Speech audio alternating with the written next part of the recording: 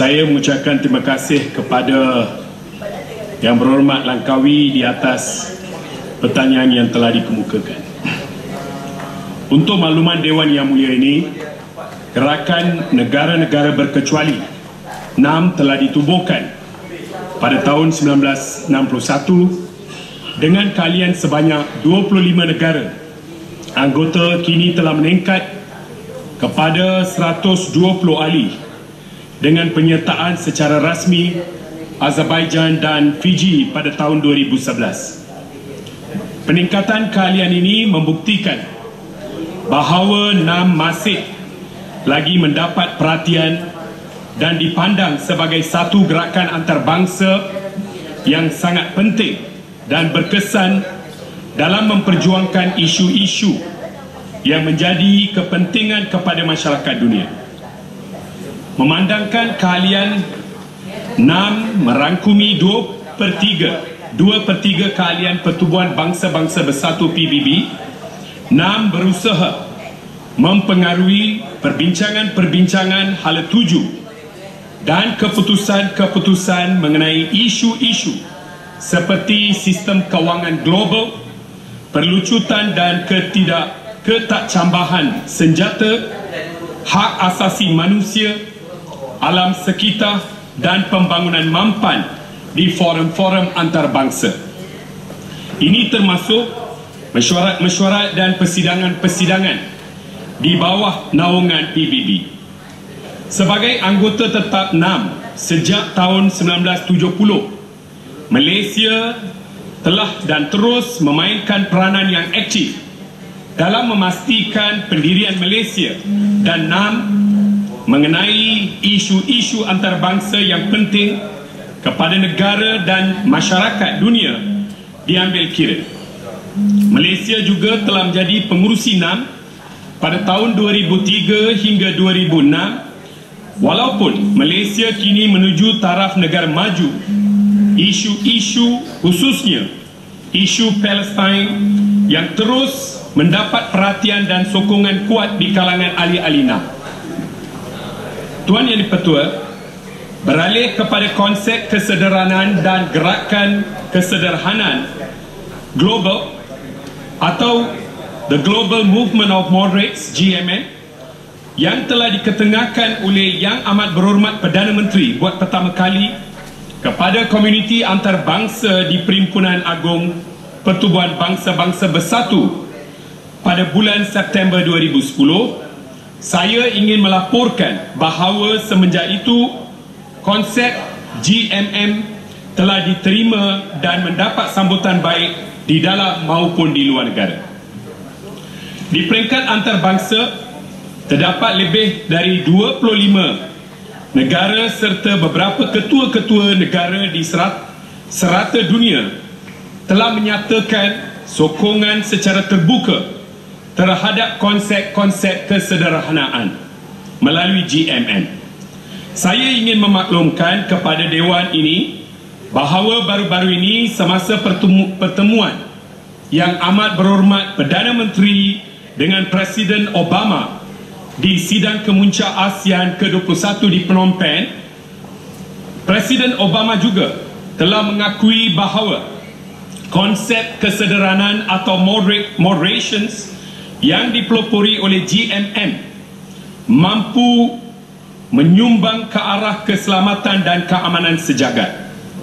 Pengiktirafan dan sokongan terhadap konsep ini juga telah diterima daripada pelbagai pertubuhan antarabangsa, khususnya PBB, ASEAN, NAM, SM dan Commonwealth. Tuan Yang di-Pertua, bagi menyebarkan lagi konsep kesederhanaan dengan lebih meluas di platform antarabangsa, Yayasan GMM telah memberi komitmen untuk menjalinkan kerjasama dengan United Nations Alliance of Civilization UNAOC.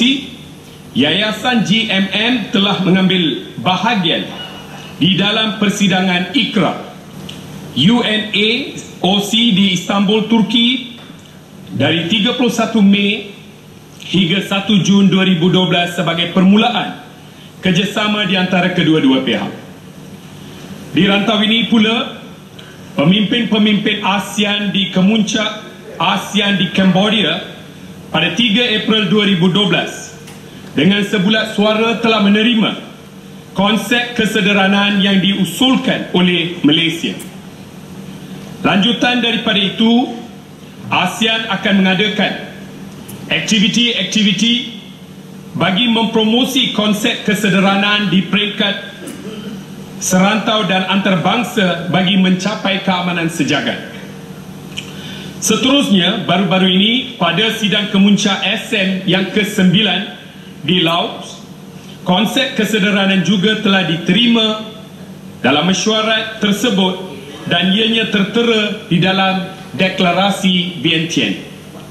Konsep GMM juga telah diterima dan tertera di dalam komunik mesyuarat ketua-ketua kerajaan Commonwealth, the Commonwealth Aids of Governments Meeting COGM di Australia pada bulan Oktober 2011. Selain itu, inisiatif Malaysia untuk mengusulkan konsep kesederhanaan di dalam resolusi di Perhimpunan Agung PBB berkenaan promosi dialog antara agama dan budaya, persefahaman dan kerjasama di antara keamanan bertarikh 23 Disember 2011 telah diluluskan dengan sebulat suara. Tuan Yang di-Pertua, konsep Global Movement of Moderates turut diterima dan tertera di dalam dokumen muktamad, final document, sidang kemuncak pergerakan negara-negara berkecuali 6 yang berlangsung di Iran pada akhir bulan Ogos 2012. Penerimaan oleh 6 ini membuka ruang bagi negara-negara anggota 6 untuk menggunakan GMM sebagai satu platform untuk menentang gejala ekstrim dan keganasan. Seperti mana yang dinyatakan oleh Yang Amat Berhormat Perdana Menteri di dalam sesi ceramah beliau bersama TYT David Cameron mengenai gerakan kesederhanaan global, the Global Movement of Moderates GMM, pada 12 April 2012, golongan majoriti yang mengamalkan kesederhanaan dapat bersatu dan menenggelamkan suara-suara ekstremis bagi membantras keganasan dan sentimen ekstremis. Tuan Yang di-Pertua, sentimen keganasan dan ekstrim wujud dan perlu ditangani di dalam minda masyarakat dan bukan hanya dari segi ketenteraan. Yang Amat Berhormat Perdana Menteri juga menegaskan bahawa Islam adalah agama berteraskan keamanan dan kesederhanaan dalam segala aspek kehidupan. Dalam konteks ini, Malaysia berpandangan bahawa OIC boleh menggunakan pendekatan GMM untuk memenangi minda masyarakat Islam sedunia bagi memerangi penularan gejala ekstremis dan keganasan. Salah satu contoh yang boleh diambil adalah dari kejayaan yang telah dicapai oleh kerajaan Malaysia dan kerajaan Filipina dengan bantuan kerajaan Malaysia dalam rundingan damai antara kerajaan Filipin dan Moro Islamic Liberation Front MILF. Konsep kesederhanaan yang digunapakai oleh Malaysia sebagai orang tengah di dalam isu ini telah membuahkan hasil di mana kedua-dua pihak yang berperang akhirnya dapat mencapai kedamaian setelah 40 tahun berada di dalam konflik. Tuan Yang di-Pertua, pengumuman Yang Amat Berhormat Perdana Menteri baru-baru ini berkenaan dengan penubuhan kerusi akademik Wasatiyah di Universiti Malaya boleh digunakan untuk menggalakkan lebih ramai golongan cendekiawan dalam subjek kesederhanaan, terutamanya dari negara-negara anggota OIC dalam konsep kesederhanaan ini. Tambahan pula, penubuhan Institut Wasatiyah di Pejabat Perdana Menteri juga bertujuan untuk mempromosi dan memperjuangkan kesederhanaan dan keseimbangan di dalam semua aspek seperti demokrasi, undang-undang pendidikan, kemanusiaan dan keadilan sosial yang boleh diketengahkan menerusi OIC.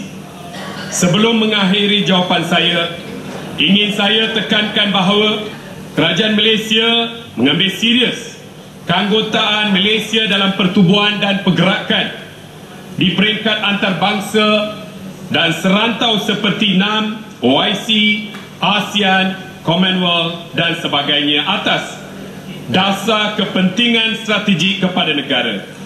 Institusi-institusi tersebut merupakan wadah atau platform penting bagi mengetengahkan kepentingan negara di peringkat antarabangsa, di samping memberi peluang dan ruang kepada Malaysia meneroka peluang dan memperkukuhkan dan menjalinkan hubungan dua hala dengan negara-negara anggota yang lain.